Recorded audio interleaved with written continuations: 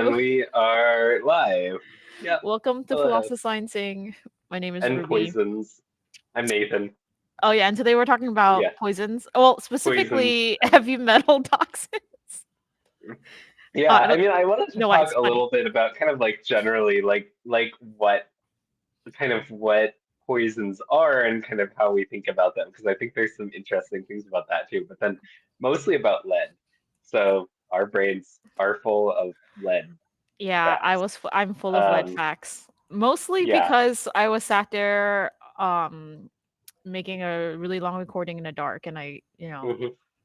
had I my mean, phone on. luckily we're both of an age where we're full of lead facts instead of just being full of lead, which is like good. I mean It that is we're the first generation where we have more lead facts in our brains than lead in our brains. I was just gonna say that. I actually wrote down the years. I think if you were born between 1950 and 1980, I think you have more than 50%.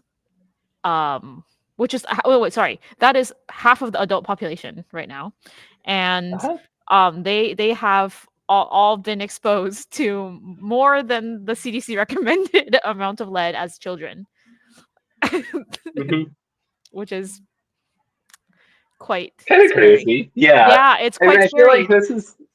I feel like this is sort of a meme too. Like, have you seen the memes about the like lead poisoning stare? No, I haven't. I've heard them meme the newest generation for like the blank stare in school or whatever, but I've not Yeah. heard of So the this lead is stare. let me pull up. So it's kind of a boomer related memes. It's usually used for like aggressive old people. Here, I'll put this in the chat. Um, but this is, or actually I can just pull it up on here. Um, yeah, I mean that like so there actually is this kind of meme about like now about older adults being exposed to lead, and that explains why they all voted for Trump or whatever. Um, Oh, and you know what? So this actually kind of matches the biology too. I'll talk a little yeah, bit about. so I think one Yeah. of the things we're gonna talk about, so it's like this is the lead paints there. Um, um, But yeah, I mean, I'm like, we're gonna talk about this. There actually is some biological evidence for this, not for the stare, but like for the fact that people who are exposed to lead are just kind of like more aggressive and antisocial. Yeah. Wait, but I want to hear the introduction to like general toxicology and Sure, like yeah, yeah. Okay, yeah, sure. So first of all, have you ever heard of Paracelsus? no, parasite. I No, I feel have like not. I feel like this is a really interesting kind of like history of science thing. Like I feel like we have all heard about like John Snow, he's the guy who invented epidemiology and like he found the fountain that was causing cholera and took the handle off and the cholera went away. It's like I feel like that is like pretty well known. Paracelsus is known as like the father of toxicology.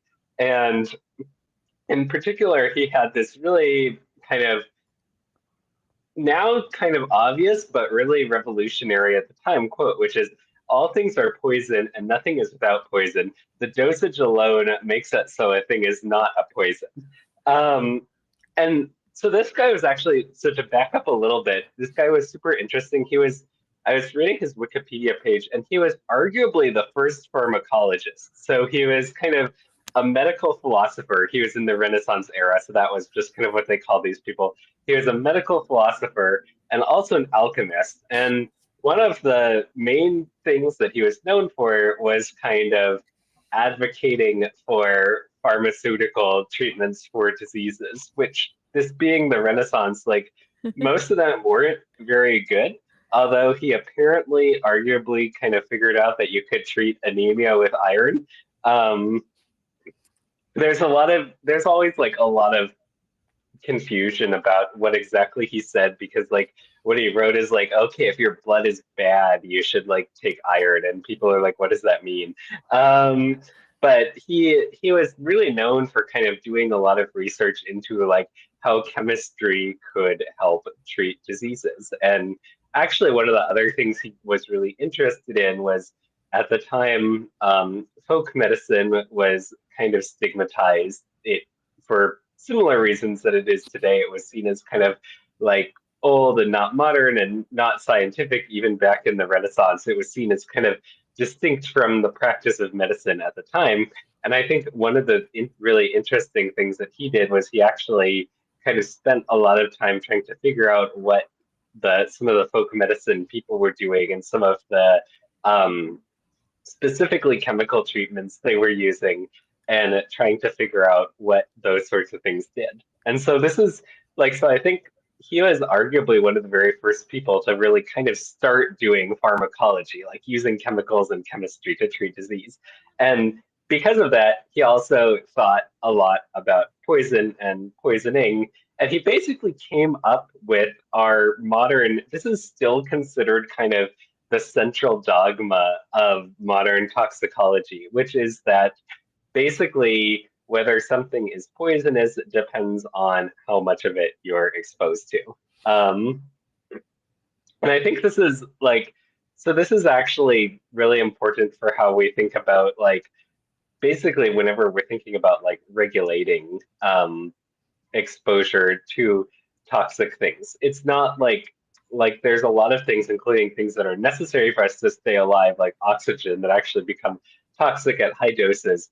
And similarly, there's some things that are like toxic at high doses, even if they're not kind of beneficial to us, are just kind of so negligible at low doses. They have such a negligible effect on us that we don't really care about them. Um, and so I just thought that was an interesting historical fact, kind of where this came from. And um, this is basically kind of the central dogma of modern toxicology. Do they how do they treat like vitamins, which are like essential small amounts, something that our body does not make? Does that count as a kind of, do you know what I mean? Like it like how does it fit in like the pharmacology of Renaissance era?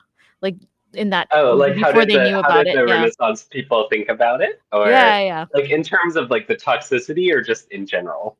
In general, because I mean, they didn't know about Yeah. vitamins, right? So at the time, they were just like, "Ah, you're in ill health because you live somewhere."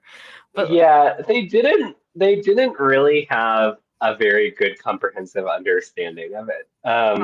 So I mean, I was like I gonna was say, talking, go yeah. ahead. I was gonna Oh, say, go ahead. interestingly, lead poisoning actually has a little bit of overlap with the miasma theory. Oh, Um, interesting. yeah, Yeah. because people were like, notice certain people would get sick because they would spend time in certain Mhm. places, and then these are places where they would, use a lot of lead, and they would get sick, And then and it was so like it's he, in the then they were like, air, yeah. yeah, So there's a little bit of that overlap in makes sense. that Yeah. era, right? And like, like they were obviously experiencing lead poisoning throughout human Yeah. history. But sorry, Yeah. continue on Oh the yeah, I was gonna say like the interesting thing about this era, I think the reason they didn't really figure out vitamins is they still really didn't have a good understanding of like they didn't really know anything about metabolism at all, and they didn't really have a good understanding of like what are the important entities in physiology and disease. So like when Paracelsus was alive, the dominant like kind of central dogma of the human body was this idea that there's four humors and their Oh, balance okay. affects your health. And he was like, that's totally wrong. There's actually three humors. Oh, Um, and so that was like the state of the knowledge, and kind of basically everything about like supplements and vitamins was kind of based around that. So it wasn't really a field that was kind of made sense yet, but there was all these weird things that people like were finding out. Like you would look at things and people would be like, "Oh, we figured out there's something that's wrong with your blood, and if you eat a bunch of iron, it seems to help." So kind of people were absolutely making these kind of isolated discoveries, but there wasn't really like a theoretical framework for why.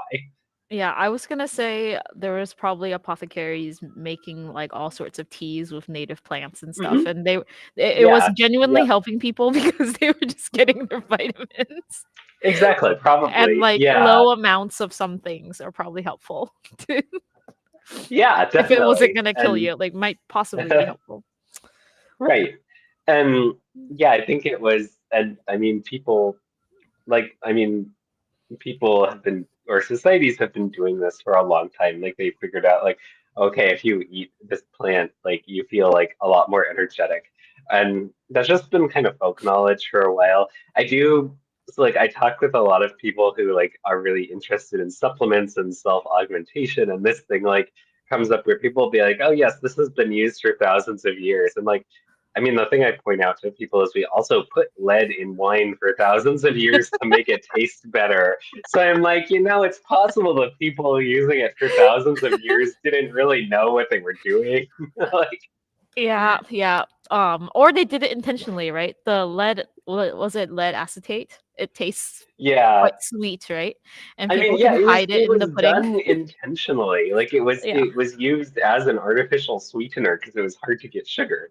But like just like that those are not the people I would take health advice from. Like if you had a friend who gave themselves lead poisoning by putting lead in their food. Like I would not take health advice from I them. know, I know. I was gonna say like Yeah. ancient humans would make like cookware with lead. Well, okay, so lead is really it's a soft metal. It's really easy to like Hmm. smelt. Is that the word? The word like Hmm. when you melt it with other metals, like it helps like bond it and stuff. So it's really easy to use it. It was the easy metals like Bronze Age, whatever.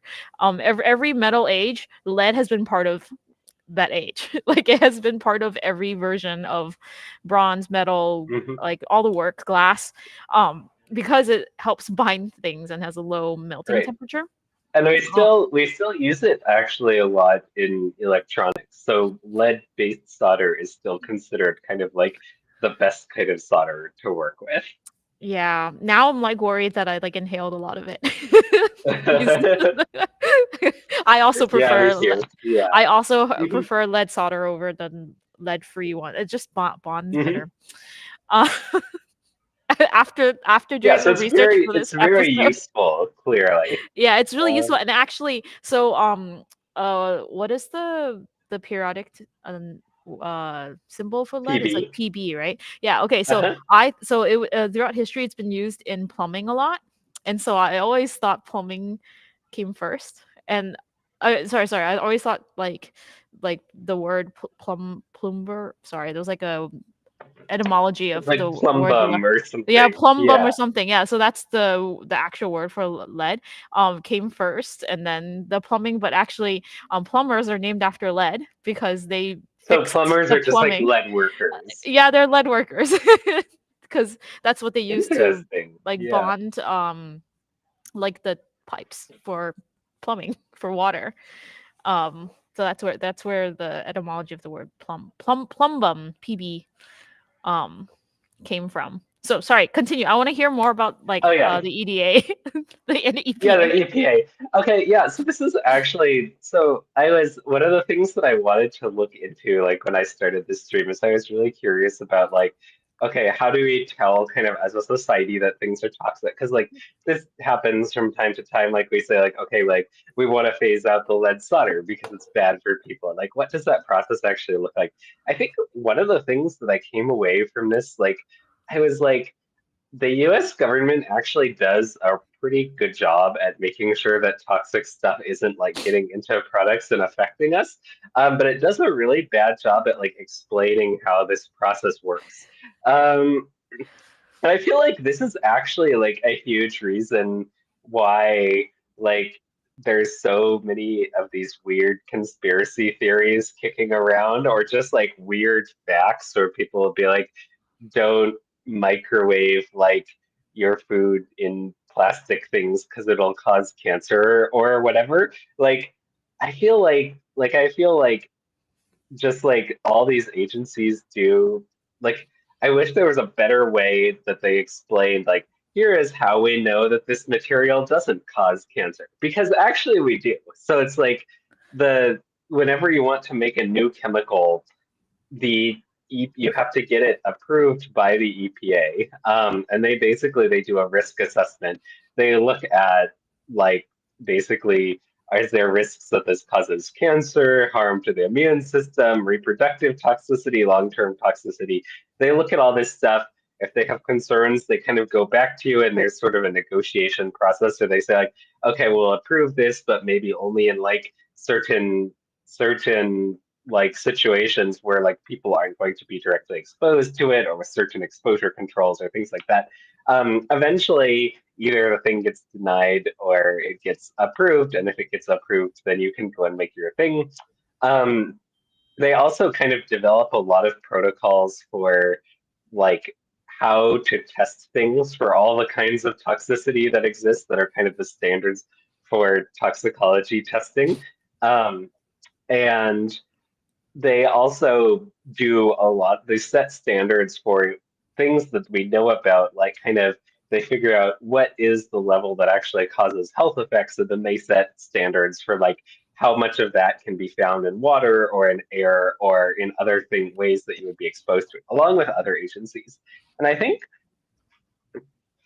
it's like to me, I think the really surprising thing is just like how little this is talked about. Like I feel like we have like I think like we have such a weird cultural thing about toxins where like people will be like, oh, don't buy this coffee, it has mycotoxins in it. And then like and I think a big part of it is like that's kind of filling this void that is just left by the regulators not really communicating very well, like how we look for toxins and how we know certain things are safe. Yeah. So you were sending this link to me the other day Yeah, about how we should celebrate all the epidemics that didn't happen. I was gonna epidemics that say, didn't happen. yeah, I was Yeah, like, we should also celebrate all the poisonings that don't happen. Like this is right. like Yeah, a positive thing. Like we'd, like our government is like, ah, maybe you shouldn't, have yeah. this I product mean, I think it is. expose it to children. And quite successfully. I think our generation like didn't have to experience a lot of lead in the walls and on the paint and stuff Yeah, because of and these regulations, right? yeah, and I think like beyond lead, like just all sorts of, I mean, like we don't even really think about like all the things that could happen if you didn't have that layer of safety testing. But it's like you don't have to worry that like your chair is giving off benzene gas. And Like you could get it's cancer from your actually chair. right. Like it's now extremely rare to see like serious health outbreaks that result from poisoning from environmental things like that, which is quite an accomplishment, I think. No, I think it's like a blessing and a curse because like people forgot Yeah, how yeah, bad yeah. it could be. Like Right. every time you bought something, it may or may not poison you. Like we I think genuinely don't think about it. Like we're like, oh, I'm gonna go to the store and buy a pot, like a new pot to cook eggs with. Like I don't have to think about what the pot's right. We gonna don't have to worry about like, will this pot cause my kidneys to fail? Yeah. Like that is just not a thing we have to think of, which is quite a new thing. So actually, a great example of this I was reading about. There's this thing called the Poison Books Project, where they go into libraries and they try to identify editions of books that are likely to be toxic. Because it turns out that a lot of old books, when they wanted them to have like a cool green cover, they made a cool green cover using extremely high levels of arsenic. Oh no. Um, and so basically publishers used a couple of these dyes that like contain so much arsenic that if you touch the book or if you like breathe in dust from the book, you can actually be like poisoned pretty badly. I'm so And grateful that I can go to a library and pick up any book knowing I right. won't get I poisoned mean, exactly by the like binding. I think like but that's really like what like that really shows the value of this, right? Like we know, like we now pick up books without having to worry if like touching the book will kill you. Like, Yeah. Oh no, I love yeah, that. That's great. That's hmm, such a positive way to think about. So yeah, yeah. let's hope this government stops being shut down Right. Also, because the we need a poison, functioning yeah, EPA. yeah, that actually is, yeah. Like when I mean, when the government gets shut down, or also when things get cut, kind of, even if it's not shut down, one of the biggest kind of like problems, like when there's these cuts to agencies like the EPA or the FDA, it's just kind of they are not able to keep up with all the new things that are kind of coming out in the market, and then the stuff doesn't get as thorough as tested as thoroughly as they're legally supposed to do it. And Yeah, then that's scary. yeah. I was gonna say that also the Poison Books Project will send you bookmarks with like color swatches that help you identify if your library has any poisonous books in it. Oh, cool. Like Because ancient, really old books, right? right, they know like you can match the color of these specific dyes they know, and then if you see one that is like this color, you can be like, that one might be poisonous. Oh, that's kind of cool. Now I kind of want to go Yeah, to like the Library of Congress or something, like a library with lots of old books. and Um, like check. and Yeah, from far away, from like yeah, feet away, yeah. with my swatch and be like, "Ah, look at that green book." They also, I mean, I think they worked with the Library of Congress, so probably like you could probably go there and just be like, I'd like to see the books that like have arsenic in them, and they'll be like, over Yeah, there. no, they'll probably give you a sad digital copy that they've scanned in because they're like, this book is too dangerous Yeah. for you to handle now. Yeah. But yeah, I guess just like to wrap up that part, I do think like one of the reasons that this is hard to talk about is also it's such a like a labyrinthine like group of agencies that do this. It's like, okay, if you're so like BPA in water bottles, which is a potential toxin that like is in plastic, is regulated by the FDA because it's in water, which is a drink, which is like regulated by the FDA, but also like groundwater is regulated by the EPA for some reason. And it's like the EPA does some of its own testing. They also get some data from manufacturers, and they also get a lot of data from just like other parts of the federal government. So there's this whole other part of the federal government called the National Toxicology Program, where just their job is to like feed different substances to animals over long periods of time and like see what it does to them.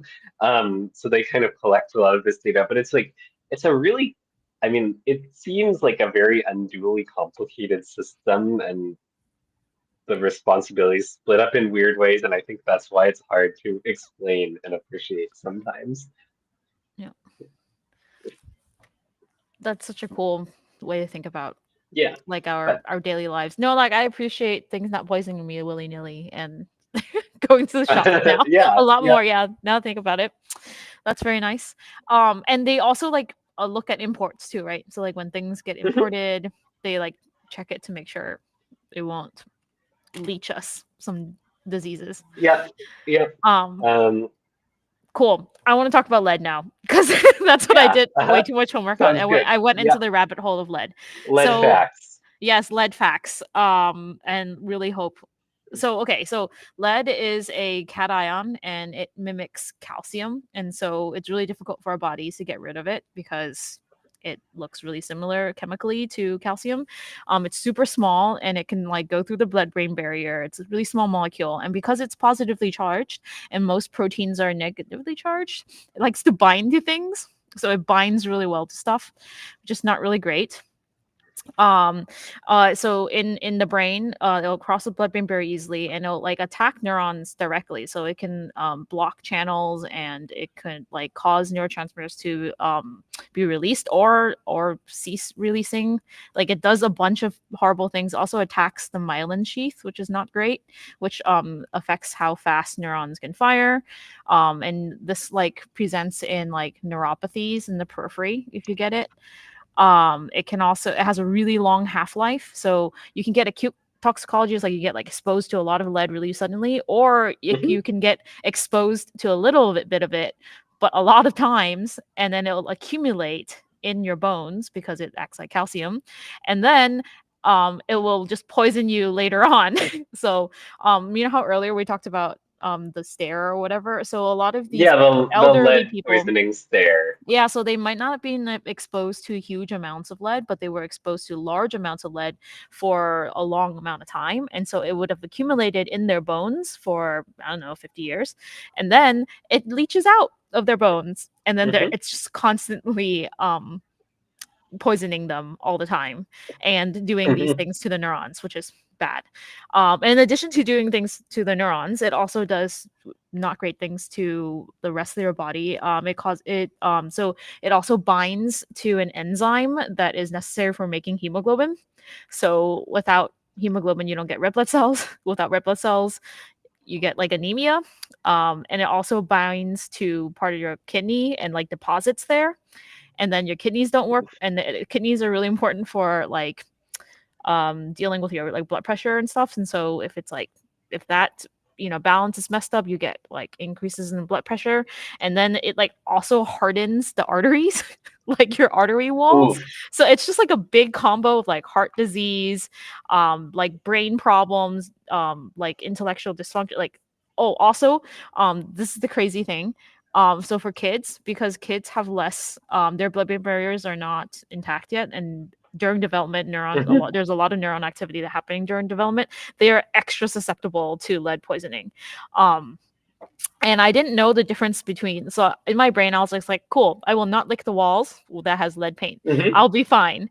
But apparently, you get 40% absorption of lead from the air. Like if there's Oh, lead in the really? air, So, like, you absorb if most it's of it from the best air. that you breathe in.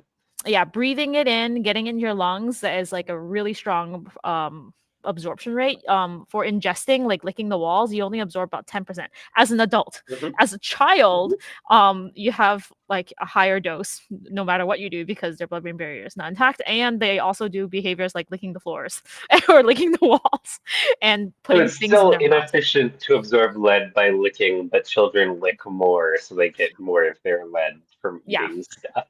Yeah. And once it Makes gets sense. into their bloodstream, it goes into their brain more readily because their blood-brain barrier is open. So not great. Um, but I Yeah, won't. I was so one thing I was really curious about with this, I mean, we talked about like the lead stare and kind of how it affects the brain.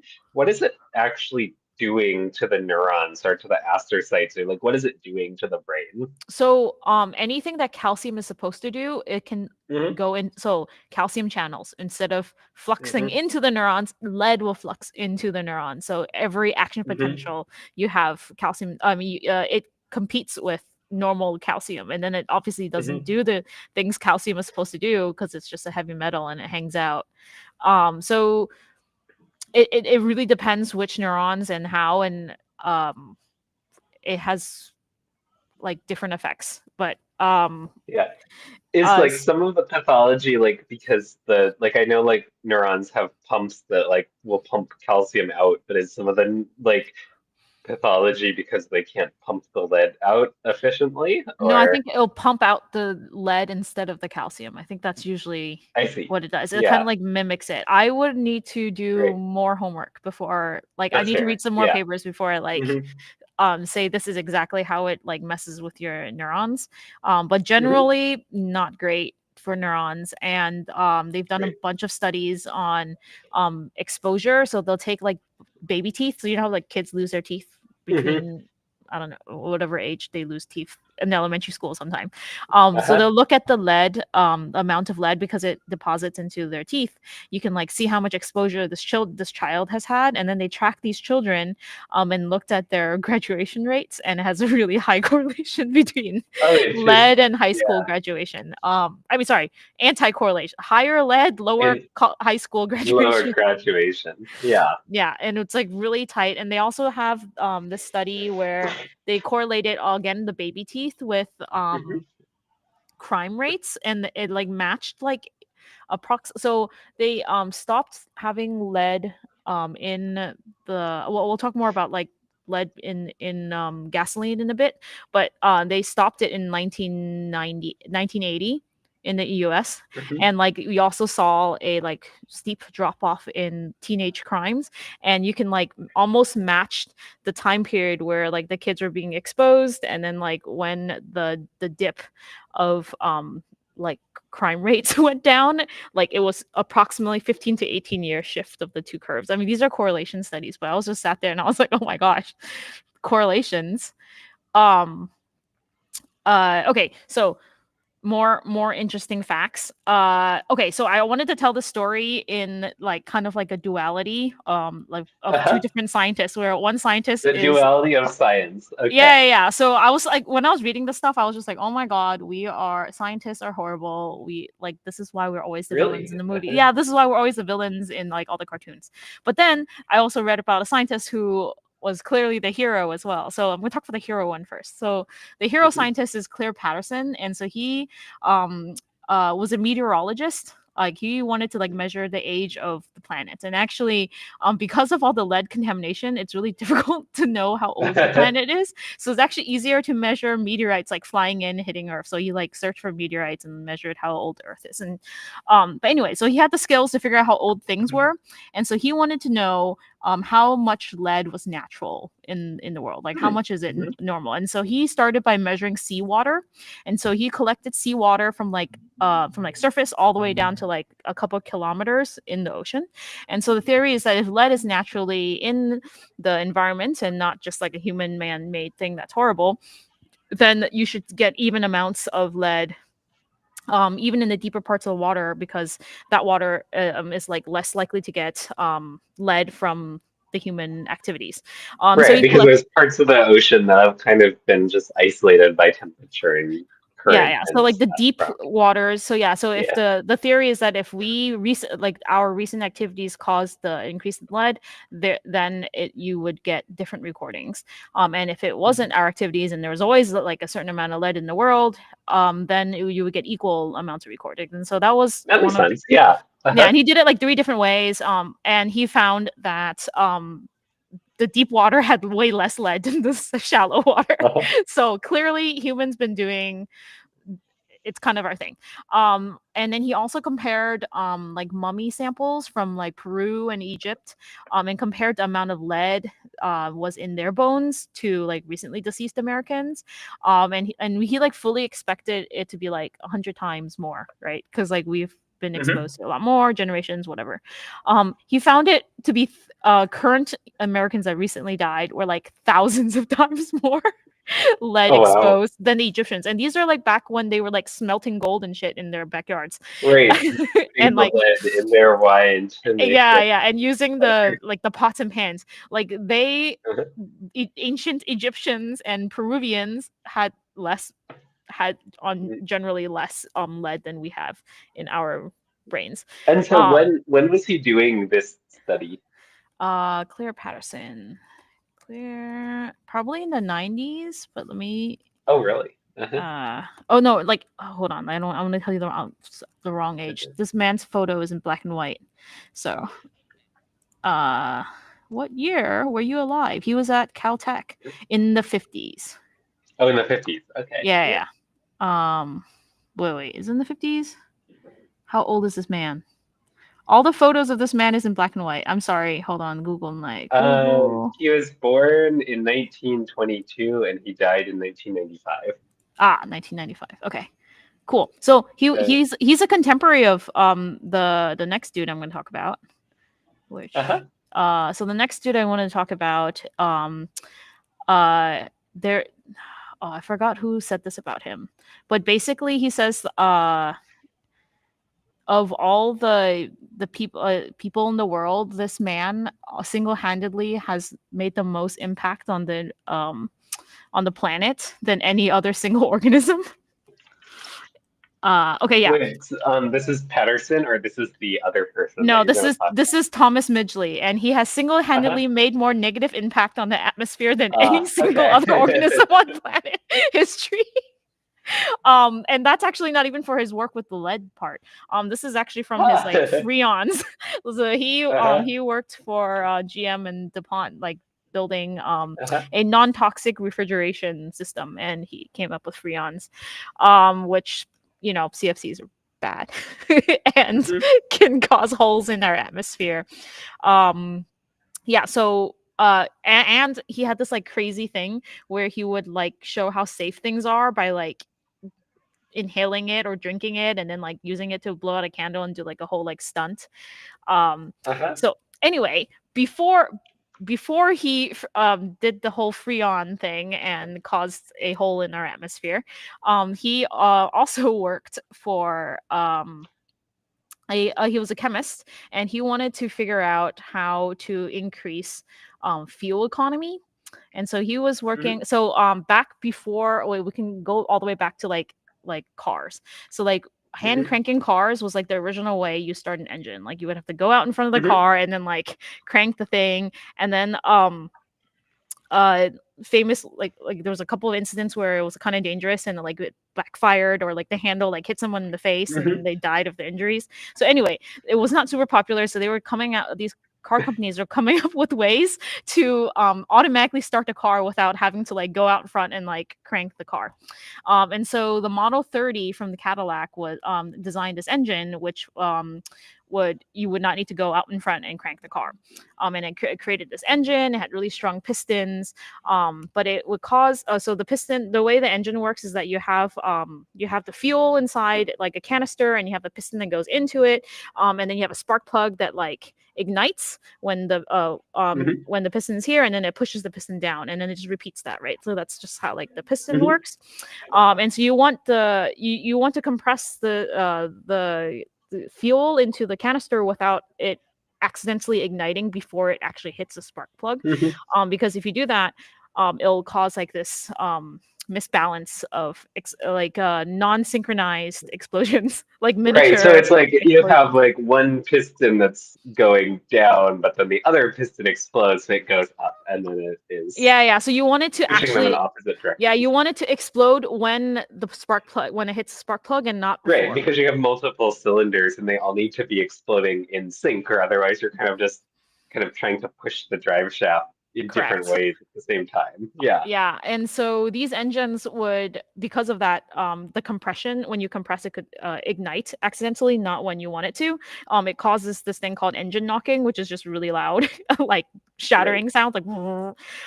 And so to try and reduce this sound, and the engine knocking is also bad because it was fuel inefficient, right? So like now it's like Yeah. wasting the gas before it's Right. supposed to, the piston's supposed to be Also, down, now like it's exploding. destroys your engine. Yeah. Yes, and also destroys Um, engine, makes the pistons like not last as long. yeah.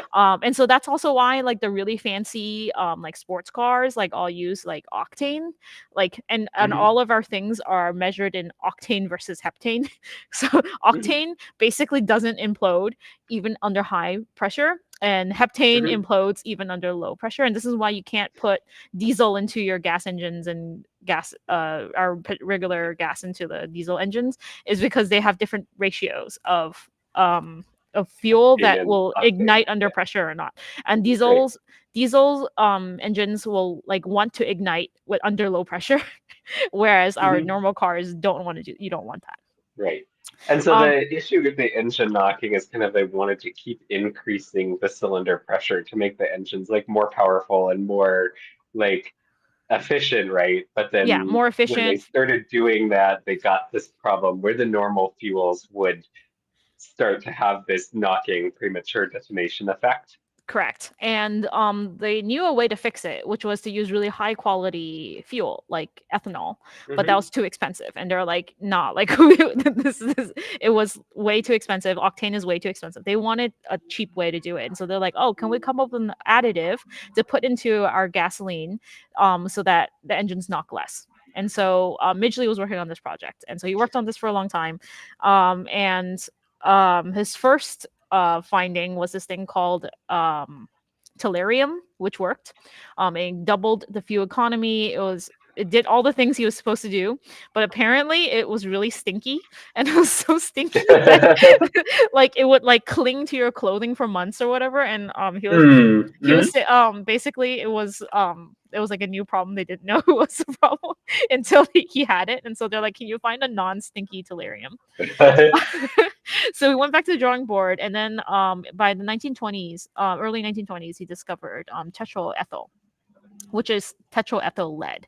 And you need a small amount of it, like you need 1 parts per 1,000 into gasoline, and it would basically not, the engines would not knock. And in addition to that, like all the so he discovered it, and then DuPont, General Motors, and Standard Oil, like they created a corporation called Ethyl Corporation. They named it Ethyl, left out the word lead, Hmm. and then began marketing the crap out of it.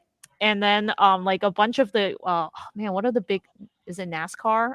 I I don't know the big races, but the big race car competitions, they all used that year. They all used Ethel, and Hmm. everyone was like, "We want Ethel."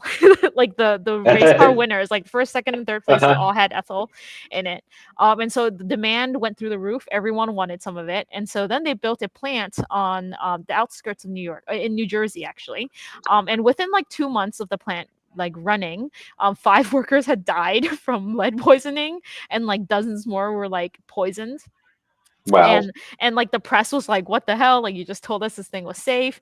And so they paraded the scientist, Midgley, around, and was like, he was just like, yeah, like I'll touch it with my bare hands. He'll like wash his hands with it, and then he inhaled it for like full minutes and just demonstrate it was fine. But in reality, this man was so lead poisoned, he had to be like in like a recovery center, like in a Wow. sanatorium in Uh-huh. Florida for like months, and he like couldn't make a lot of the guest appearances. Like he would have to cancel them because he Because was he so has such ill. bad lead poisoning. Wow. Yeah, he had really And so bad lead he just poisoning. like kept doing this even though like he knew that he was Yeah, I getting mean, exposed to it. yeah, I mean, it was his job, right? Like, this is the I crazy mean, thing. I guess like I would probably find a different job at that point, TBH. But like, Yeah, yeah, um, especially like he presumably had a lot of money after inventing this blockbuster product, right? Like he could yeah, yeah. I go mean, this do a this job man. that didn't require him like poisoning himself live. Like, No, you think it would get better, and then he like went on and did Freon after this. So like this I one mean, man. okay, I mean, okay, the live poisoning demos are kind of weird, but I do genuinely think like a lot of this is less about people being like evil supervillains and more about it's just being like we just don't know how to anticipate certain things. Like if you're a chemist working on fuels, like how the hell are you supposed to know that like this additive is also going to be taken up by neurons? Yeah, that's true. And like you couldn't know that it would, live in your Right. bones for years, and Hmm. then like slowly leach out as you age into your soft Yeah. tissues and continue poisoning you as an adult. Um yeah, so anyway, with all these so it was in the gasoline, like you would just everyone was like by the 1950s, like every car in the entire United States Hmm. was fueled with leaded gas, and Hmm. lead was just in the air. You Uh-huh. just had to breathe it between the years of 1950 and like 19 late 1980.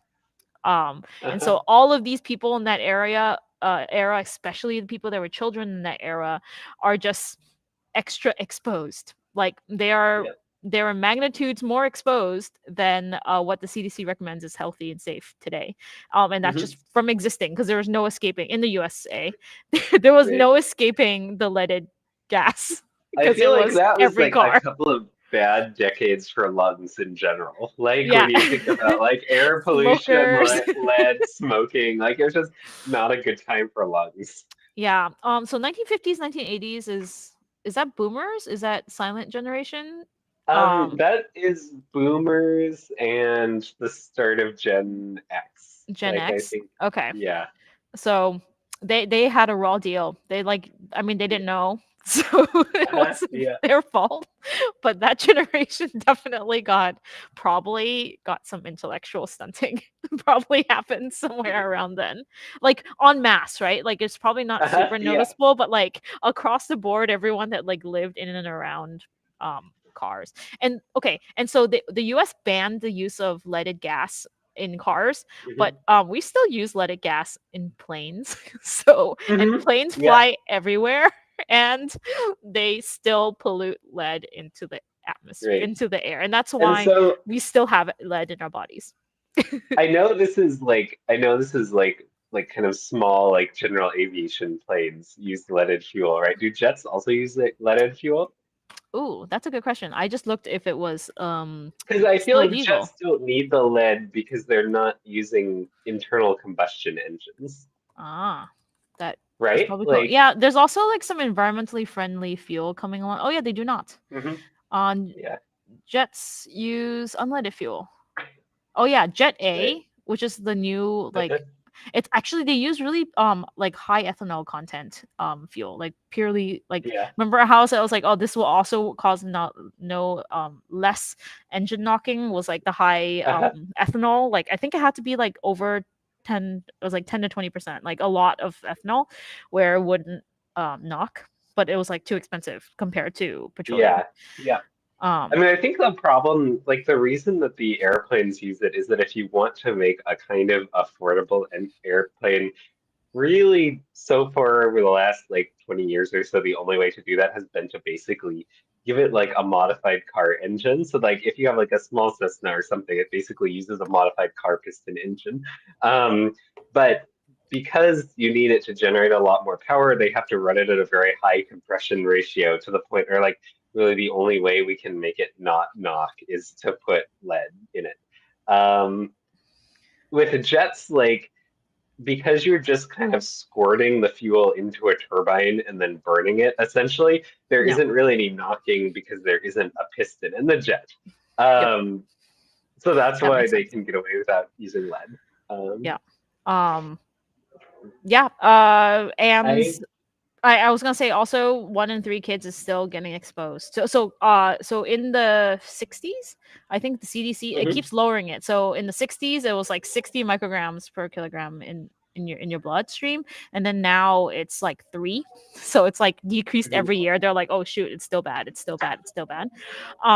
But currently even now about 1 in 3 kids in the world on this planet are being exposed to greater than 5 micrograms, which is bad. I Yeah. feel And, like, yeah, and you can't really in get rid of Chicago, it. There's not really a way to like like, once you're exposed to it, it just yeah, kind of fire it accumulates. just builds up. So if you have like something really high, like over 30%, then they can like do this like cleation thing where like Yeah. they put like this heavy metal cleation protocol. But it doesn't really work when you have lowered amounts of it. So like it only works when it's like acutely bad, like you Extremely high. Yeah, extremely high. But like by then, like, you're already in deep doo doo, like they're just trying to keep you alive. Like we have kind of right. stopgaps for that, but Uh, like the long term effect, like the slow, like long term, lifelong amounts of exposure, no. Plus, like at some point, like if this is like hardening your arteries and killing neurons and stuff, it's like okay, even if you take the lead out, you still have that cumulative damage. Yeah. Uh, And you would have to do the chelation thing like over and over again because like some of it would have right. deposited in your bones, right? Like where That, calcium is yeah, I supposed to was be. also curious about that. Like you must have to do it for like a long period of time until it kind of all diffuses out of your bones. Yeah. Um, And even then, it'll still be higher than the recommended amount. So you'll still be living through the consequences of, yeah. you know, I was having gonna more. say, I mean, so you were talking about lead in the air, and like, so I used to live in Chicago and Baltimore, and I think one of the interesting things is there, I think, so, and correct me if I'm wrong, I think the main reasons that when people have high lead levels in the US now, it's usually not from air so much as that it is from, I think, usually drinking water and sometimes kids eating lead paint chips. Um, and so in especially cities that have older infrastructure, I think that is what really gets emphasized is a lot of the buildings, even like the piping within the building, will have lead parts that are still leaching lead into the water. Yep. And it's also in the dirt too. Like Hmm. it's in the soil. And so they're like, if you live Which in is Baltimore, yeah, that's from the cars, right? yeah, It's like um, the fallout from the cars. yeah. And Yeah. I think yeah, paint in houses, paints, paints in the walls, windowsill, like flaking paint off the windowsills, pretty common way to get Mhm. exposed to it. And also the water. So remember plumbers did the, they're lead workers for the pipes. Yeah, the lead, them Yeah. lead workers are bleaching lead into the water as well. So that's not great. Lead I don't. paint. I think. Do you think Lead they're? Yeah, depending on your city, they might be changing it out. It is just a lot of work and it's Yeah. really expensive to change It's it, like, right? yeah. And also, interestingly, the process of removing lead piping tends to actually release more lead into the water. Hmm. Because most of the lead pipes, so it's mostly in most places the problem is lead solder. And at this point, most of the lead solder has formed a crust of lead oxide on top of it that prevents the lead from actually getting into the water. But if you replace the piping, so you like scrape out the old pipes and put in new pipes, there's going to be some residual lead that is now exposed to the water and starts diffusing into the water in ways that it didn't before. And so one of the consequences of doing this lead pipe removal is that you actually get a momentary spike in lead levels, which is like obviously not super popular for like the people living in that community. Yeah, I was gonna say whenever there's any piping and let it or any like water shut off or whatever, you should run your water Mhm. for a while. Like after Yeah. after it's like turned on again, like let it run for like 15-20 minutes. And Mhm. also like maybe cook with cold water. I think that they said that like the hot Yeah. water also leaches the lead pipes more.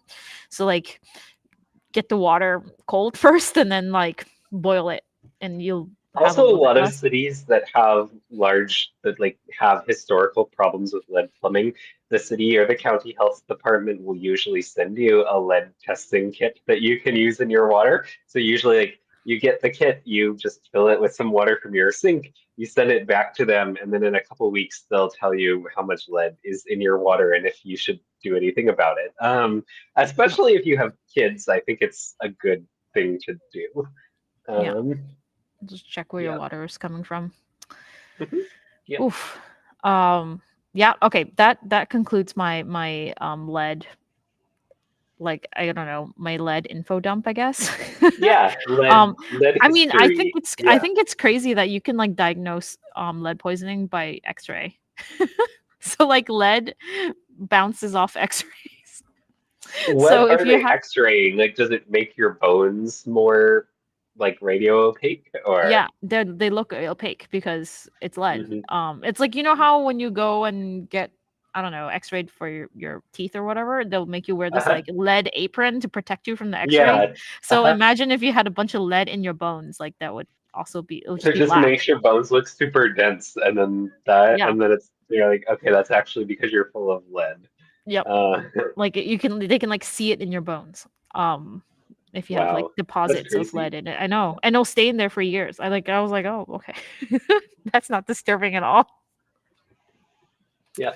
I wonder if there is a level of lead that would be protective if you were like living in a radioactive wasteland. Oh. Hmm. Like I kind of doubt it because No. I feel like the main benefit is just that it's but okay, I wonder if it would protect you against leukemia specifically. Like if you have these like lead because like it's protecting your bones against the X-rays. So I bet it would provide some protection against leukemia. I mean, it will simultaneously also give you anemia, so that's Yeah. like a bad Which also combo. like you can't have blood cancer if you don't have blood. That's true. It can like, basically make you not be able Mhm. to make red blood cells anymore. So can't really Yeah. have blood cancer I if you think don't have blood. leukemia is white blood cells, so that White might blood solve cells? the problem. Yeah. But I bet it would reduce your risk of like getting some bone cancers that are caused by radiation exposure. This is On like the other hand, monkey I think paw. lead itself also causes cancer, so like Yeah. I don't recommend this. I was gonna say this is like some monkey paw situation where you gain something and you lose something else more precious.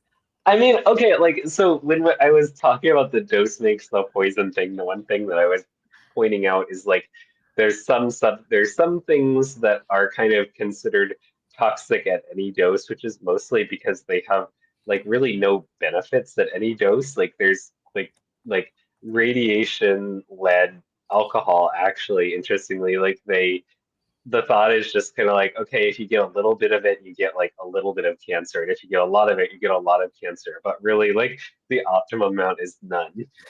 Unless maybe like you're exposed to a lot of radiation and then like the optimum amount of lead is like a little bit of lead. I don't know. I do not take this as medical advice. I'm just telling.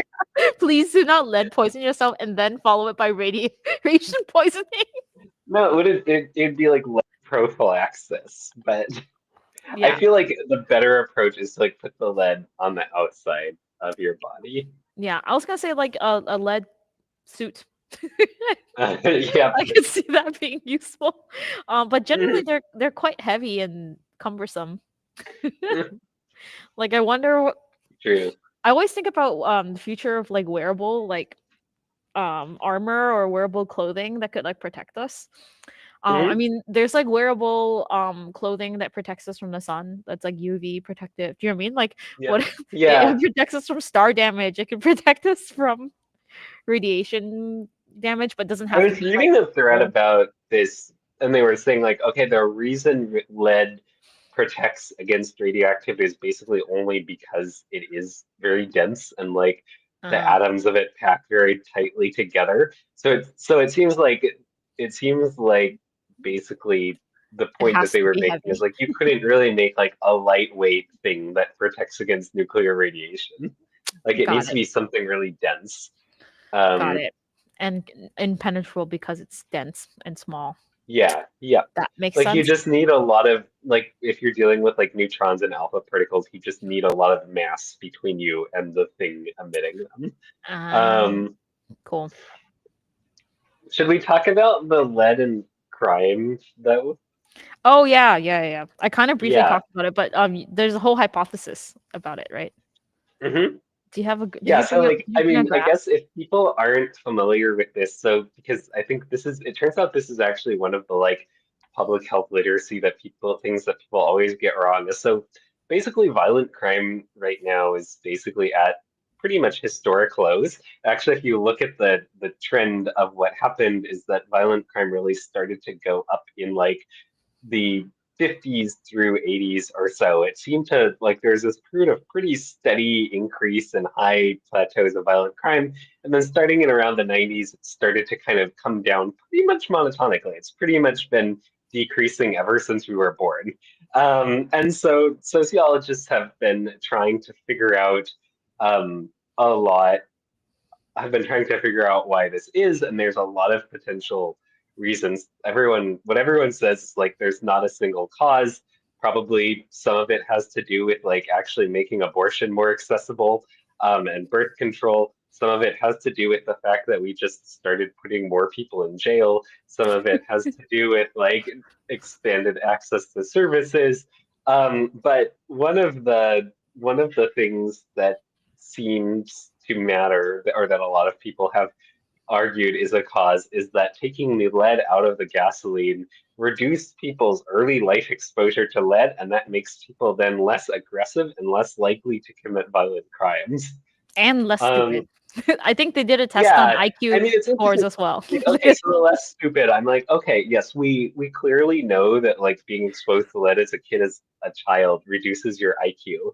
The part where I was like the part that I was skeptical about was like I was like, okay, does that really like reduce your chance of committing a crime?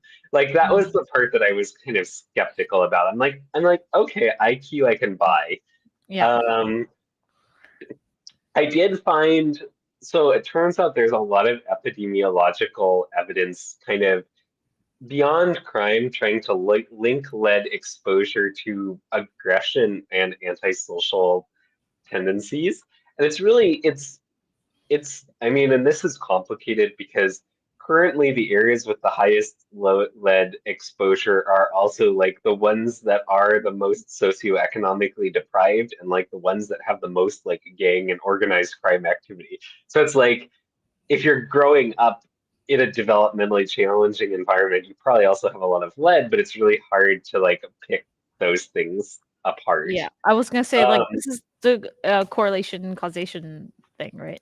It's kind of like yeah, if you just went by numbers, if you are near and around a hospital, you're more likely to be sick. right. Like, you Uh-huh. can't apply And that it's because like, and then yeah, you wouldn't want to be like, oh, well, let's not build a hospital in this community because it'll make the people sick. Like that's yeah, not yeah. how it That's not how it works. works. Yeah, but Um, like the numbers, that's what the numbers say, right? Like right. you have to interpret it properly. Yeah. And I think like there's really two pieces of evidence I think that kind of argue that it is the lead. One is that there's some animal studies. So for example, in rodents, if you expose rodents to lead either in utero or when they're pups, you pretty reliably get more aggressive behavior Ooh, in the from them rodents. as adults. Uh, Hmm? oh, I'm just looking at the paper right now. I'm just Yeah. opening that paper. Violent. Um, Especially in rats. Like you, so Yeah. like so you get so if you expose rodents to lead, you often have them like fight more, they bite more. They show kind of these different markers of aggressive behavior that seem to kind of generally kind of correspond with what the epidemiology in humans shows that people who are exposed to lead as children have more violent and antisocial tendencies. Yeah, I'm just looking at the biting event. So the control Uh-huh. would Should I have pull up the paper? oh yeah, yeah, you can pull up the paper. So in Yeah. controls they would have no biting events 26%, 26 times and 2 times they did bite, whereas if they were exposed to lead they would get 11 biting events versus and 19 no biting events. So from 2 to 11. That's pretty Wow, that's a huge effect, right? Like, yeah, that's pretty big. That's um yeah, um, look at table 6. table Yeah, six. right before the discussion. Um, Pick Mm, five, table six. yeah, Yeah, there. And that tells you the exact number of events. right. So, oh yeah, so control and then EPN, which I think is that early perinatal exposure? Yeah. Yeah. So that means kind of, so that's like when the rat was in utero, or Yeah, when they were pups. yeah. So Okay, yeah. lead can go through the placenta. So Uh-huh. um like you can just expose the mother and it will be the pups will also be exposed. Hmm. Um it looks like the in Interesting. utero is caused worse problems than Yeah, the which, peri, yeah, which yeah, is not great. So if you're pregnant, yeah, also try to stay away from lead. yeah. Check your water for lead. Yeah. Mhm. Um, yeah.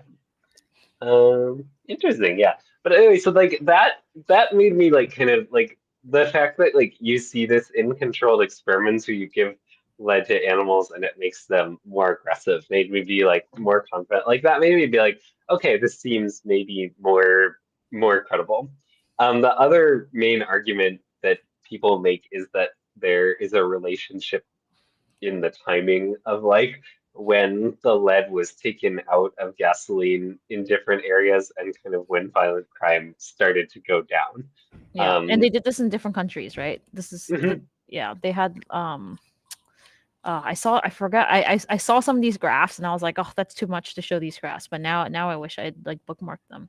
But they were comparing it from like different countries and even to the countries that most recently ceased having lead in their gas or the car engines. mhm. You could see that timeline basically reflected in approximately 15 to 18 years, right? Yeah. It's a really kind of I think like sort of philosophically interesting idea that you can essentially make people better people by like engineering the environment like that. You mean not poisoning them? Yeah, yeah, I was like, you this the addition of lead into our gasoline basically made a generation of humans stupider, like broadly, like cut IQ Uh-huh. points, like probably in the Yeah, million numbers IQ points just across the board on all, yeah. from Which like all of it. there's also a lot of boomer related jokes about this. Like, I mean, it's not their fault. They're yeah, that's true. it's not their fault that they Also, were it's not exposed as necessarily like children. all the lead, Um, yeah, I wonder but if like when people you who see lived those in the graphs of farm, like who yeah. voted for Trump by age, and then you put it like in line with the lead exposure, you're like, okay, that makes sense. Well, I was gonna say, I wonder if it's better where there's less motor vehicles. So, like, if you lived out in the woods, you're Hmm. less likely to be exposed You'd be to exposed to less exhaust. Yeah. the fumes of. But I don't know, like I'm maybe surprised. Yeah, someone must have looked at that. Like, like a comparison of lead exposure in city, like urban versus not mhm. urban. Um, Yeah, but like also like nature doesn't have really edges, right? Like it could travel yeah, in rainwater, right? So you could just acid rain travels. So I'm assuming lead rain travels as well. Does lead? yeah. And yeah, and also, I mean, I think kind of like the social environments tend to differ so much between those areas too. It's really hard to say like, okay, this is the one. This is because this one has less lead. Yeah, and I mean, it can Um, also go into groundwater. Like you can get exposed yeah. all sorts of ways, right? Although, I Um, mean, like you could do it. Like you could like one thing that they sometimes do is they'll measure just the blood lead level. And so kind of that tells you like, okay, how much lead has this person been exposed to over the last few months? And then you can correlate that with like psychological and neurological stuff. yeah, So you don't necessarily need to make assumptions about like how much is it migrating. You can just kind of measure how much have they been exposed to. yeah. But I mean, the long story, the main event, the main takeaway is that lead is bad. Don't get Lead is bad. exposed. Lead is bad. No amount of lead is great. The least possible would be best. Groundbreaking I know. groundbreaking conclusion. I We're know. just Also, like, thing, it's what if not that lead groundbreaking. is bad? I know. Like when I was going through this, like Benjamin Franklin had like a quote about um lead and lead poisoning. Like I feel like our founding fathers of this country would have been like would have lost their minds when they realized. Oh, he had a whole letter. Okay, so in 1786, he wrote a letter um that basically said like we know lead makes children stupider. Let's not use Huh. it. Yeah. Hold on, let me find the quote. Um quote Benjamin Franklin.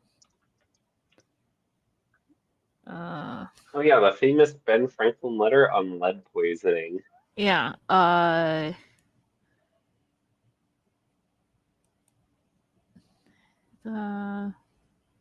Okay, so when I was in Paris with Sir John Pringle in 1764, I visited La Charite, a hospital particularly famous for the cure of malady, brought from thence pamphlet, blah blah blah, listing containing a list of names of persons specifying their professions or trades who had been cured there.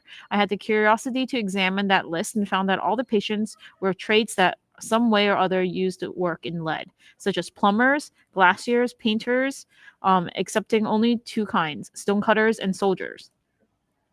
These I could not reconcile to my notion that lead was the cause of that disorder. But on my mentioning this difficulty to a physician at the hospital, he informed me that the stonecutters are continually using smelted lead to fix the irons of iron balustrades in the stone, and the soldiers had been emptying by painters as laborers in the grinding of color. So basically, everyone that was sick was exposed to lead. Wow. Yeah. Wow, Yeah. I didn't realize he did that much epidemiology. Yeah, like he like wrote a letter Like about it. Yeah, right, like like it was I did known. not know that like Ben Franklin went and like wrote about his hypothesis about like the health effects of lead. Yeah, And like this is like good epidemiology. He's like, hey, look, all these people who were sick were exposed to lead. Yeah, and then he was like, "Wait, but strangely, these soldiers and these stone cutters who are not exposed to lead also got poisoned." And then they find out that the soldiers were deployed as painters, and Right. those stone Like workers were using actual lead in the stakes or whatever. And I was just like, "Wow, like like that's pretty that's cool. sleuthing." Like I Yeah. think like this is actually fundamentally like how we do. So there's like we talked about like the toxicology, like testing in animals and stuff before, but like sometimes when you find like a whole bunch of people who just got sick and no one knows why, this is actually how we do kind of like toxicological and epidemiological investigations now, is like you have all these people and you try and figure out like, oh, did they all kind of like work with the same kind of chemical or something like that? And you and oftentimes like it seems like they don't. And then you talk to people and you're like, okay, this person was like these people were welders, but this person was a housekeeper, so that seems different. But then like they also came into a room where the work was being done, and therefore it's something in that room. Yeah. I mean, he also talked about like earlier in the thing, he talks about how um this family that rented a house with um the roofing that had lead in the roofing, Mhm. and they were drinking the rainwater from their roof. Yeah, And they like had man. suddenly come down with this malady. Like this man was out there sleuthing out lead Yeah, I poisoning did not know in Ben the Franklin was an 1780s. epidemiologist. Yeah. Yeah, today I Um learned. Yeah, yeah. So like, like we knew, like we've known lead is not great for like hundreds of years. We knew, like Egyptians reported like facial products, like makeup and stuff that had lead in it, and then like people were not having good prognosis. The yeah. miasma theory on like people that did trades and stuff. They were like, this is all is not new and I special. mean, yeah, I mean, I will say, and I mean, this maybe is also like a topic for a different stream, and it also kind of harkens back to the glyphosate thing. The problem with all of this is like basically you can like find people who say this about practically anything that exists. Like at one point, people were very convinced that like MSG in Chinese food was making them sick. Um, and like, I mean, like the evidence was basically exactly the same as it was for this thing that Ben Franklin is giving. And it turns out it doesn't at all. It turns out probably what was happening was that people were going and like gorging themselves on like gas station Chinese food, and then it was like super salty and like weird, and then they were just like, I feel like not that great. And it's like, okay, I mean, you just ate like a pound of soy sauce, so that makes sense. But um, like, I mean, that's what makes the epidemiology hard, is that like No. there's these things, but there's also a lot of false positives. Yeah, and I mean the other thing is like it's easy to find these correlations sometimes, and it's hard Right, to change systemically, right? Like in order right. to basically take lead out of the gasoline, we needed to come up with a replacement, like they needed Hmm. basically a replacement protocol to make gasoline that would not cause engines to knock and was fuel efficient, right? We needed Hmm. all like they a lot of things had to happen for this to work. Like all the politicians had to play nice and compromise and do the things that they're supposed to do. Yeah, yeah, um there's a lot of politics and a lot of technical stuff. And I think like to a certain extent, you need to be like really sure that you're right too. yeah, it's Like, amazing. I mean, I'm still amazed that anything is banned. Like I'm like, wow, yeah, yeah. we did so well. But Like something that's already out. Like I feel like if it hasn't come out yet, people don't know about it, then it's like a little something it's that's almost already used. easier. Yeah, it's almost easier to ban something from coming in when no one has had the experience of it yet. It's kind of like if Right. we Versus had if it's already used, then yeah, I'm trying to yeah. think of a product that like we don't have a lot of that, if we ban now, the US would be fine. But like if we banned in like 20 years, it would not be fine. I'm trying to think about like bidets. I feel like everywhere else figured out bidets. The US of A has not figured out bidets, but they will figure out the bidets. So if we want to ban bidets, now is the time. I have nothing against bidets. I'm just saying it's like an example. um Yeah, yeah, and yeah. like in the We have a 1950s, narrow window of opportunity. I know. In the 1950s, that was their bidet era. But like Hmm. cats out of the bag, like people were using it. Like every car was using leaded gas. Like every gas station was pumping leaded gas into your cars. Like there was no escaping it.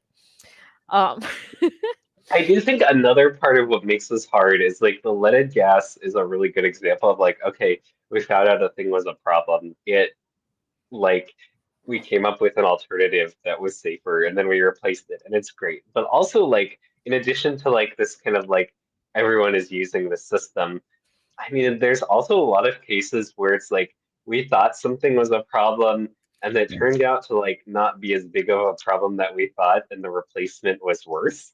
Um, like so you probably experienced this when I first started doing lab work.